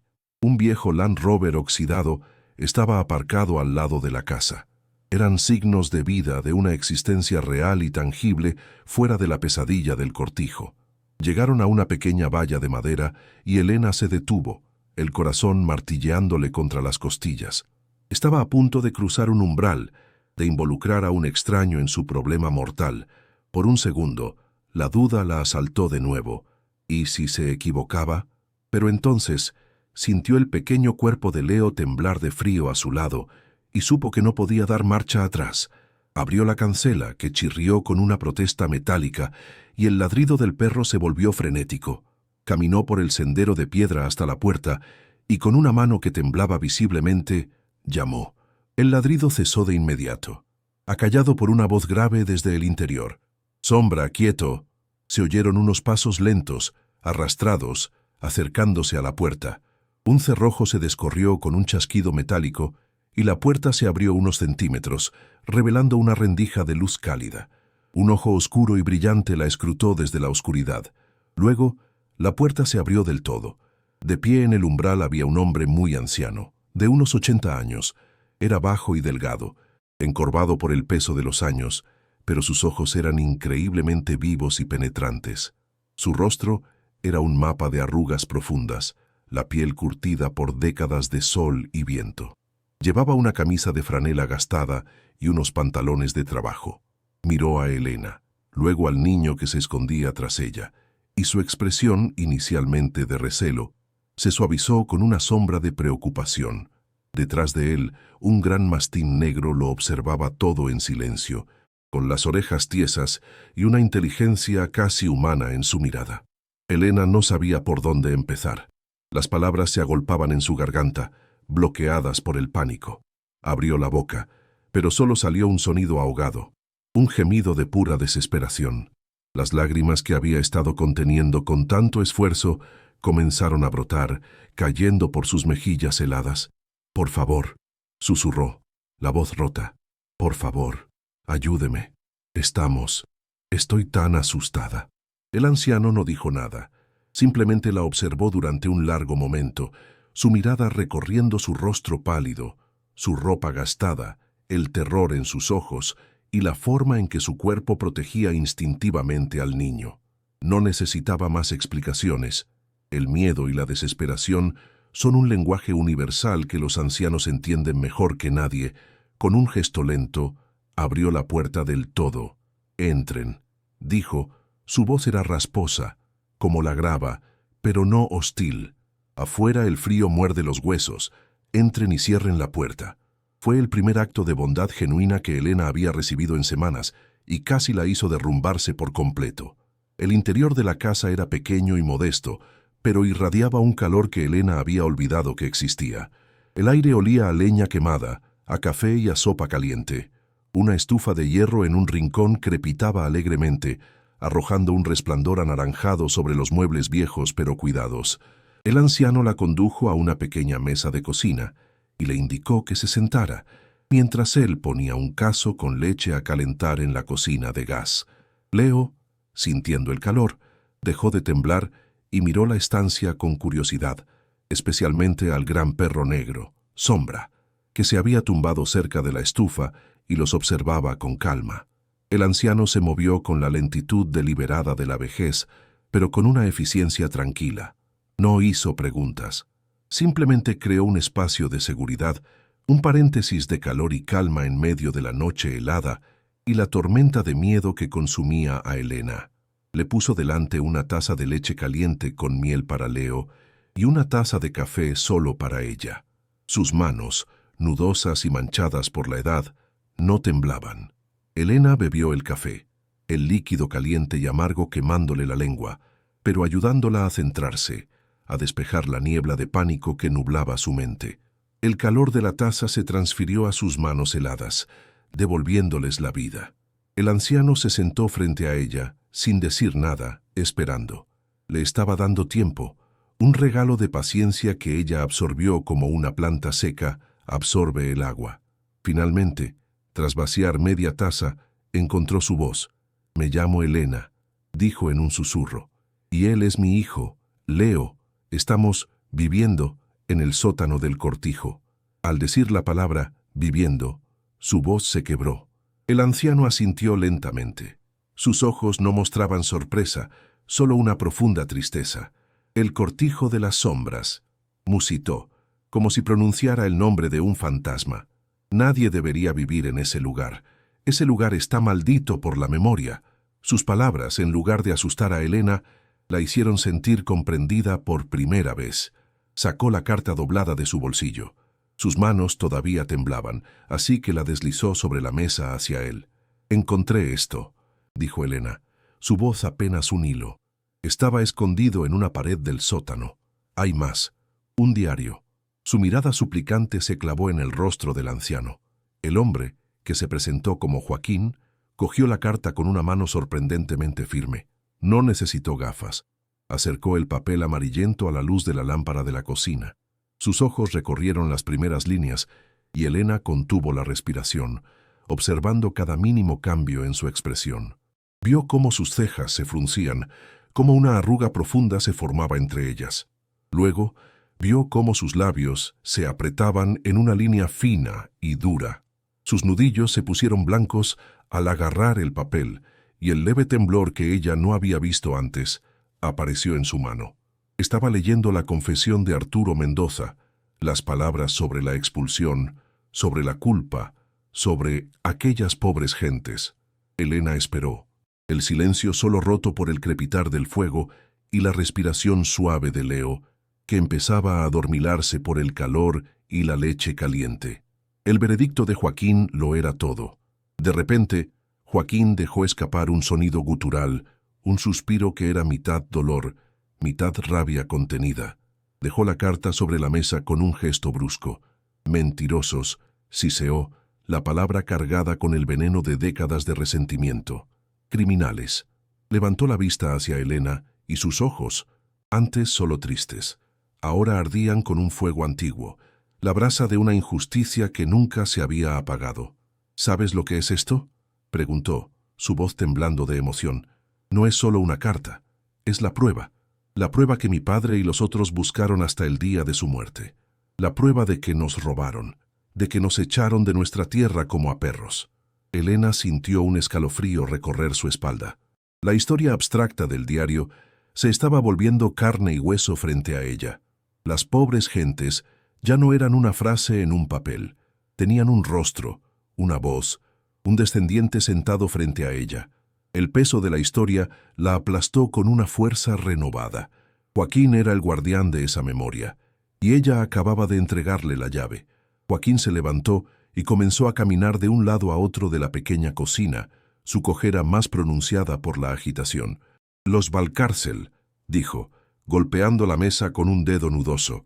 «Los Garrido, los Moreno, mi familia, los Fuentes, todos vivíamos allí. No éramos ricos, pero la tierra era nuestra. Era todo lo que teníamos». Se detuvo y miró a Elena, sus ojos brillando con lágrimas no derramadas. «Yo tenía 14 años. Lo recuerdo como si fuera ayer, el amanecer, los gritos, los hombres con palos, y lo recuerdo a él». Su voz se convirtió en un gruñido bajo y peligroso. «Al padre de Montenegro, el cacique original». Era él quien dirigía todo con su traje impecable y su sonrisa de hiena. Daba las órdenes. Disfrutaba viéndonos humillados, viéndonos llorar mientras nuestras casas ardían. Se arremangó la camisa de franela, revelando una cicatriz larga y descolorida en su antebrazo. Un recuerdo de ese día, de un hombre que no quería que me llevara la única manta de mi madre. La pieza final del puzzle encajó con un clic doloroso. «Y ahora», continuó Joaquín, su voz cargada de un desprecio absoluto, «su hijo, esa serpiente con el mismo nombre, quiere la tierra. Ha estado luchando en los tribunales durante años, tratando de limpiar los últimos cabos sueltos, tratando de borrar por completo nuestra historia. Sabe que las pruebas del crimen de su padre tienen que estar en alguna parte. Por eso nadie puede acercarse. Por eso el cortijo está maldito. Se detuvo y miró a Elena con una nueva intensidad, una mezcla de alarma y comprensión. De repente, todo encajó para él también. «Ha venido a verte, ¿verdad?», preguntó, aunque ya sabía la respuesta. Elena solo pudo asentir, incapaz de hablar, las lágrimas rodando por sus mejillas. «Te ha amenazado», afirmó Joaquín, y en el rostro de Elena, en el terror puro que vio en sus ojos, leyó la naturaleza de la amenaza. Miró al pequeño Leo, que ahora dormitaba en la silla, y una furia protectora, antigua y feroz, endureció sus facciones. Ese hombre es la misma semilla podrida de su padre. No se detendrá ante nada. El ambiente en la pequeña cocina cambió drásticamente. La breve sensación de seguridad se evaporó, reemplazada por una urgencia febril. El calor del fuego ya no era reconfortante, sino sofocante. «Tienes que salir de aquí, muchacha», dijo Joaquín, su voz ahora firme y autoritaria. «No esta noche, ahora mismo. Si Montenegro te dio 24 horas, es porque planea actuar mucho antes. No puede arriesgarse a que hables, a que busques ayuda». Las palabras de Joaquín confirmaron el terror instintivo de Elena. La amenaza no era para mañana, era inminente. El propio Joaquín estaba ahora en peligro. Al ayudarla, se había convertido en un objetivo. «Y esas pruebas», continuó, señalando la bolsa de Elena, «son tu única arma, pero también tu sentencia de muerte si te las encuentra. Tienes que ponerlas a salvo. Tenemos que hacerlo». «Eljas tenemos», resonó en el corazón de Elena, una palabra poderosa que disipó la soledad que la había estado consumiendo. Ya no estaba sola. Tenía un aliado, un guerrero anciano con cuentas pendientes con la historia. Justo cuando Joaquín comenzaba a trazar un plan apresurado, mencionando a un sobrino abogado en la ciudad y la necesidad de llegar a la Guardia Civil del siguiente pueblo, no a la local, el perro se puso en pie de un salto. Sombra, que había estado dormitando plácidamente, irguió la cabeza, sus orejas completamente tiesas. Un gruñido bajo y profundo vibró en su pecho, un sonido que hizo que a Elena se le helara la sangre.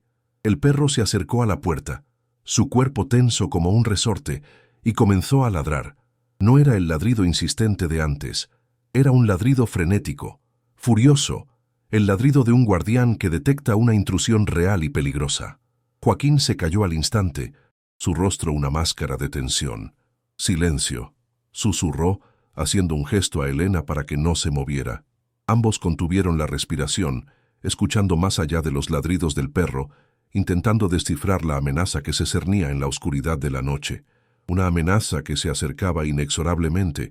Entonces lo oyeron. Débil al principio, pero inconfundible. El sonido de un coche moviéndose lentamente por el camino de tierra, pero no se dirigía a la casa de Joaquín. El sonido venía de más atrás, de una pista secundaria que rodeaba la propiedad del cortijo por la parte trasera. Elena sintió una oleada de pánico helado. Nadie usaría ese camino a menos que quisiera acercarse al cortijo sin ser visto desde la carretera principal. El motor se detuvo. Hubo un breve silencio, y luego el golpe metálico de dos puertas de coche al cerrarse. Se oyeron voces, bajas, masculinas, ásperas. No podían entender las palabras, pero el tono era inconfundible. Era el sonido de hombres que no habían venido a hacer una visita social. Eran los accidentes de Montenegro. Habían venido a buscar los papeles, a quemar el pasado y a silenciar a quienquiera que se interpusiera en su camino. El plazo de 24 horas había sido una farsa. La verdadera visita era esa noche, y era letal. «Ya están aquí», siseó Joaquín, el pánico mezclado con una rabia fría. Sabía que no esperaría. La adrenalina pura explotó en las venas de Elena. El tiempo para pensar se había acabado. Cogió a Leo en brazos, que se despertó sobresaltado y empezó a llorar, asustado por la tensión y los ladridos. «Chist, mi amor, chist», le susurraba Elena, tratando de calmarlo mientras su propio corazón amenazaba con salírsele del pecho. Joaquín se movió con una rapidez que desmentía su edad. Agarró la bolsa de Elena, donde estaban las cartas y el diario, y se la colgó al hombro. «Por la puerta de atrás», ordenó, su voz un susurro urgente y autoritario. «Rápido. Conozco el monte como la palma de mi mano. Hay un sendero que ni el diablo conoce. No nos encontrarán si nos movemos ahora. El miedo luchaba con el instinto de obedecer a aquel hombre que, en cuestión de minutos, se había convertido en su única esperanza de supervivencia. El tiempo se había comprimido en segundos desesperados. Justo cuando Joaquín abría la puerta trasera de su casa, que daba a la oscuridad impenetrable del campo, un sonido atronador resonó desde la dirección del cortijo. Fue un estruendo violento, un crack masivo de madera astillándose y metal retorciéndose, seguido por un golpe sordo. Elena lo supo al instante. Era la puerta del sótano. La habían derribado. Habían entrado. La imagen de los dos matones de Montenegro, irrumpiendo en el espacio vacío donde ella había estado momentos antes, le provocó un vértigo de terror. Si se hubiera quedado, si hubiera dudado un minuto más. La idea era tan espantosa que la impulsó hacia adelante. Sin mirar atrás, salió tras Joaquín a la noche helada, con Leo sollozando contra su hombro y el corazón latiéndole a un ritmo salvaje.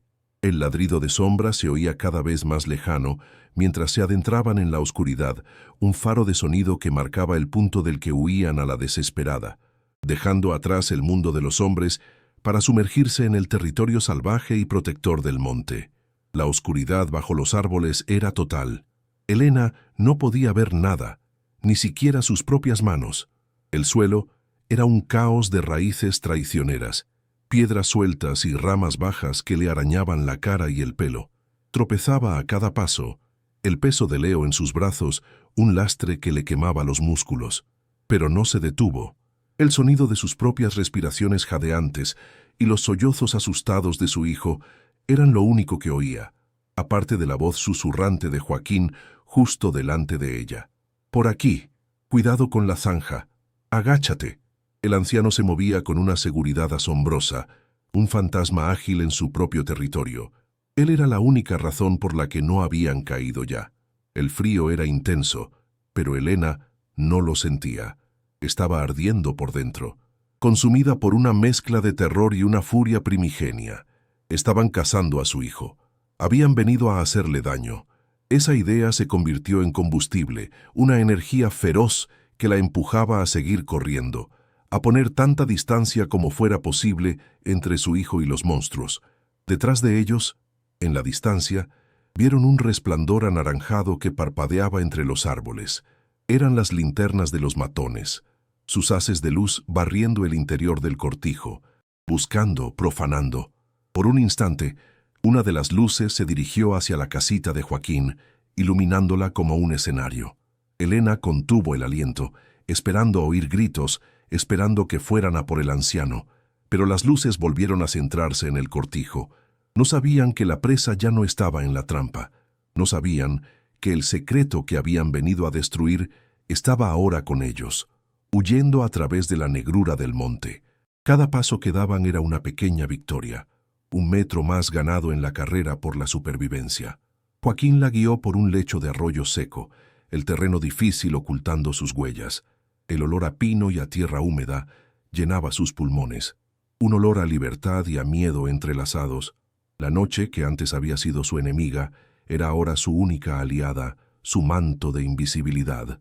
Corrieron durante lo que pareció una eternidad, aunque probablemente no fueron más de 20 minutos. El pánico inicial dio paso a un agotamiento profundo, un dolor ardiente en los pulmones y en las piernas. Elena sentía que no podía dar un paso más, que sus brazos iban a ceder y dejar caer a Leo. Justo cuando estaba a punto de derrumbarse, Joaquín se detuvo.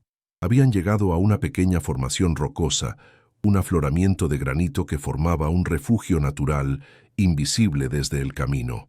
«Aquí», jadeó el anciano, su propia respiración entrecortada. «Aquí descansaremos un momento. No nos seguirán por este lado. No lo conocen». Elena se dejó caer al suelo, apoyando la espalda contra la roca fría, y abrazó a Leo con fuerza, meciéndolo suavemente para calmar sus últimos sollozos. El silencio aquí era diferente. Era el silencio profundo del bosque, lleno de los pequeños crujidos de la vida nocturna. No el silencio amenazante y vacío del cortijo. Estaban a salvo, al menos por ahora. Joaquín se asomó con cautela por encima de la roca. Desde allí tenían una vista parcial del valle. Vieron las luces de las linternas moviéndose frenéticamente dentro y alrededor del cortijo. Luego, vieron algo que les heló la sangre, un nuevo resplandor, esta vez más grande, más cálido y más siniestro, comenzó a crecer desde el interior de la ruinosa propiedad. Primero fue un parpadeo, luego una llama anaranjada que lamió una de las ventanas vacías. «Están quemándolo», susurró Joaquín, su voz una mezcla de horror y resignación. «Están quemando el nido para asegurarse de que no quede nada». Estaban destruyendo la escena del crimen, borrando cualquier posible prueba que Elena pudiera haber pasado por alto. La visión del fuego consumiendo el cortijo de las sombras, el monumento a la culpa de Arturo Mendoza, era hipnótica y aterradora. Estaban viendo cómo se quemaba el pasado, un acto de destrucción desesperado por parte de un hombre que temía que sus secretos finalmente salieran a la luz. El fuego creció rápidamente, sus llamas naranjas y rojas danzando hacia el cielo nocturno, un faro de violencia en la oscuridad. El resplandor iluminó el rostro de Elena, revelando las lágrimas que corrían por sus mejillas sucias de tierra. Pero no eran solo lágrimas de miedo, eran lágrimas de rabia. La rabia de ver a Montenegro intentar borrar la historia con fuego, la rabia de haber sido tratada como un insecto que podía ser aplastado. En ese momento, acurrucada contra una roca fría en medio de la nada, con su hijo dormido en sus brazos y un anciano como único aliado, Elena cambió. La víctima asustada comenzó a desaparecer, reemplazada por algo más duro, más afilado. Sostener las pruebas ya no era solo una carga o un peligro, se había convertido en un deber, una misión. El fuego no estaba destruyendo las pruebas, estaba forjando a la testigo que las llevaría ante la justicia. Montenegro había querido quemar el pasado, pero lo único que había conseguido era encender una llama inextinguible en el corazón de la mujer que lo había descubierto. Joaquín se volvió hacia ella, sus ojos reflejando las llamas danzantes. «No hay vuelta atrás, hija», dijo con una calma sombría. «Después de esto, no parará hasta encontraros». Elena lo miró, y por primera vez no había terror en sus ojos, sino una determinación fría como el acero. «No voy a huir más», dijo, su voz sorprendentemente firme. «Vamos a ir a la policía. Vamos a usar esto». Apretó la bolsa que contenía el diario y las cartas. «Vamos a hacer que pague por lo que nos hizo a nosotros esta noche y por lo que su padre le hizo a tu familia hace 50 años». Joaquín la miró y una lenta sonrisa, la primera que Elena le veía, se dibujó en su rostro arrugado. No era una sonrisa de alegría, sino de respeto, de reconocimiento. Había visto el acero en sus ojos. En la oscuridad del monte, mientras el fuego de la destrucción iluminaba el cielo, nació una alianza improbable. La madre desesperada convertida en guerrera y el anciano guardián de la memoria, unidos por un secreto y una sed compartida de justicia. Al amanecer, fríos y cubiertos de barro pero con una nueva y dura luz en los ojos, llegaron a la estación de autobuses del primer pueblo seguro. Joaquín, moviéndose con una urgencia que desafiaba sus 80 años, usó el teléfono de la cabina, sus monedas cayendo con un sonido metálico y definitivo. La llamada fue corta. Sus palabras, dirigidas a su sobrino, eran un torrente de información precisa y urgente. «Javier, soy yo. Te necesito. Tengo a una mujer y a su hijo. Y lo tenemos todo. El diario, las cartas, el de Mendoza». Elena escuchaba, abrazada a Leo que dormía agotado, y sintió cómo el peso de la bolsa con las pruebas se transformaba. Ya no era solo una carga de terror, sino un arsenal. El aire frío de la mañana olía a gases de escape y a una posibilidad remota, casi dolorosa, de justicia. La huida había terminado. La contraofensiva estaba a punto de comenzar, impulsada por la memoria de un anciano y la furia silenciosa de una madre que ya no tenía nada que perder y un mundo por ganar.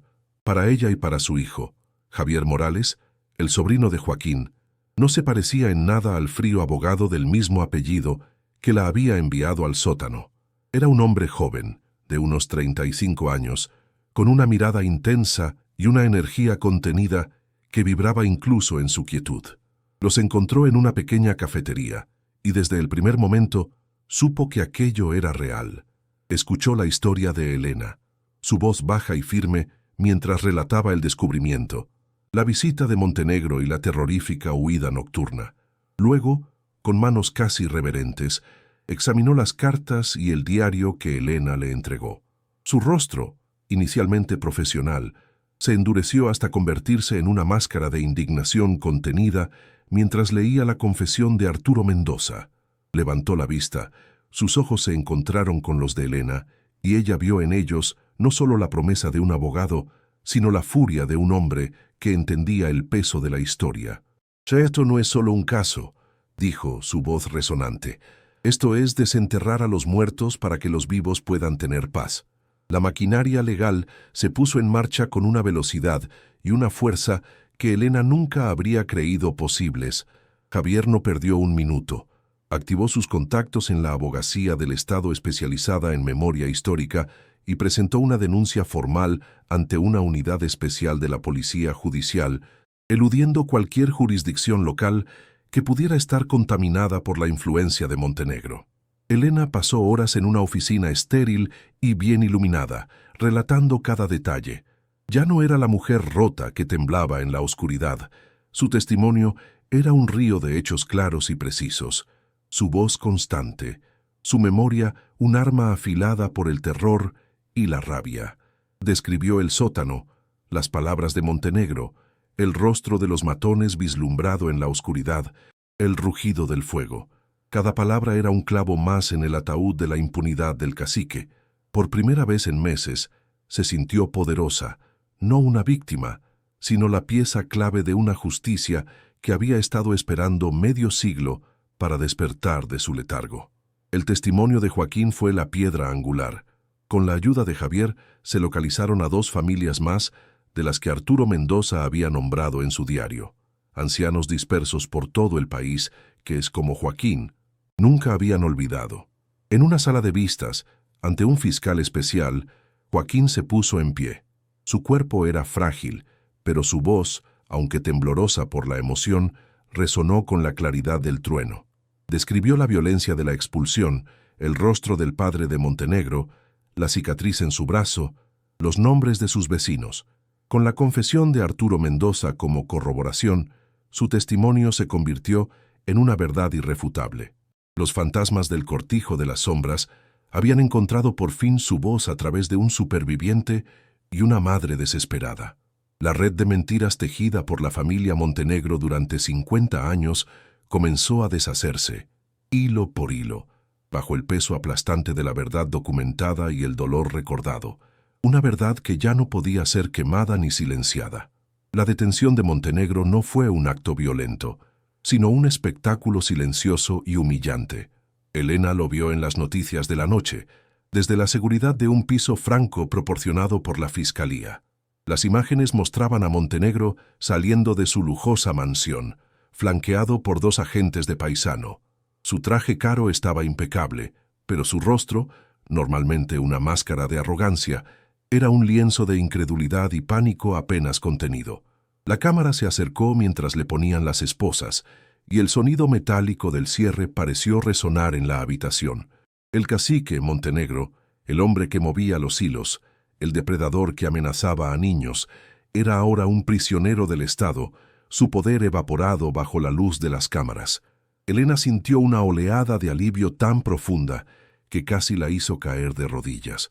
No fue alegría, sino una calma inmensa, la sensación de un peso monumental siendo levantado de su alma.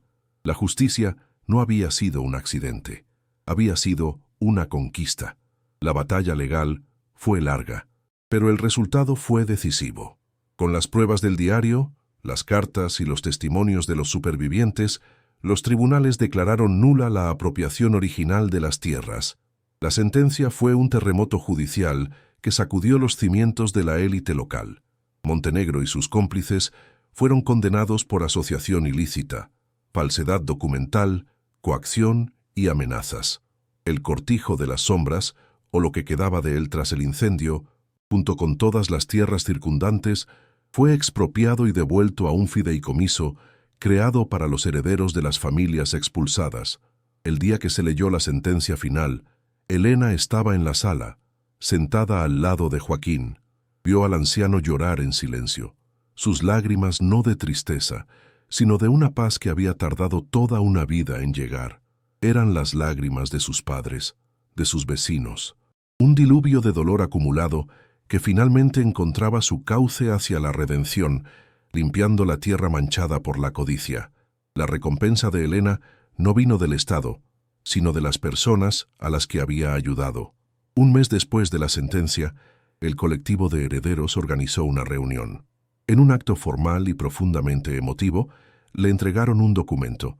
No era la propiedad de la tierra, que ahora pertenecía a la comunidad, sino algo que para ella significaba mucho más, un fondo.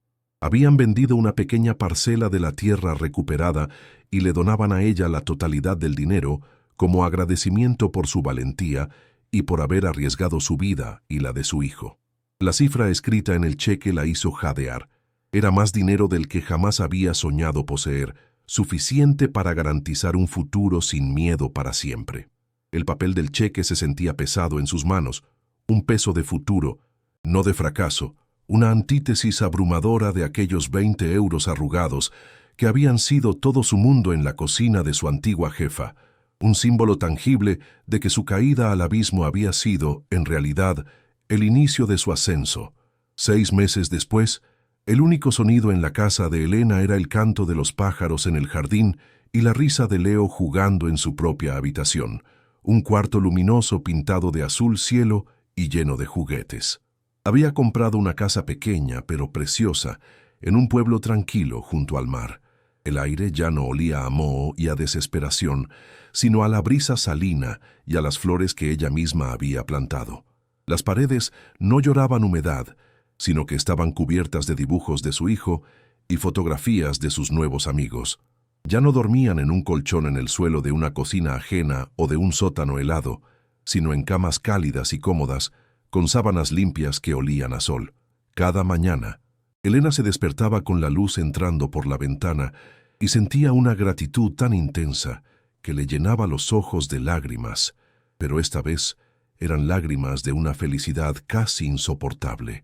La felicidad de saber que había construido un santuario de paz y seguridad para su hijo sobre las cenizas de un pasado de terror. Su posesión más preciada ya no era un fajo de cartas antiguas, sino su nuevo taller de costura. Era una pequeña habitación anexa a la casa, inundada de luz natural. En el centro, una máquina de coser profesional, brillante y potente, esperaba sus órdenes. El zumbido rítmico de la aguja, que ahora se movía sobre telas de colores vivos, era la banda sonora de su redención, el sonido de su identidad restaurada. Ya no era Elena la superviviente, sino Elena, la creadora, la artesana. Estaba cosiendo un disfraz de dragón para la función escolar de Leo. Miró por la ventana y vio a su hijo corriendo por el césped con Joaquín, quien ahora vivía con ellos, un abuelo adoptivo cuya risa ronca era una presencia constante. El miedo había sido reemplazado por la paz, la miseria por la abundancia, la oscuridad por una luz tan brillante que a veces tenía que cerrar los ojos. Había regresado del infierno, no solo con vida, sino con el mapa para construir su propio paraíso. La cena de esa noche fue un festín. Sobre la mesa de madera del comedor, una mesa que era suya, había pollo asado, patatas doradas, una ensalada fresca y pan recién horneado. El contraste con las cenas de pan y queso compartidas en el suelo de tierra del sótano era tan brutal que resultaba casi cómico. Sirvió los platos, llenándolos hasta el borde. Leo devoraba su comida con el hambre sana de un niño feliz. Joaquín comía lentamente, saboreando cada bocado. Elena los miró. Su nueva familia forjada en el fuego de la adversidad, y un calor profundo se extendió por su pecho. Había encontrado mucho más que seguridad. Había encontrado un hogar, un propósito y el amor en las formas más inesperadas. Historias como la de Elena nos recuerdan que la valentía, a veces nacida de la más pura desesperación, puede cambiar el mundo. Si esta historia ha resonado en tu corazón, suscríbete y activa las notificaciones, para que nunca te pierdas otra narrativa donde la luz, finalmente, vence a la oscuridad.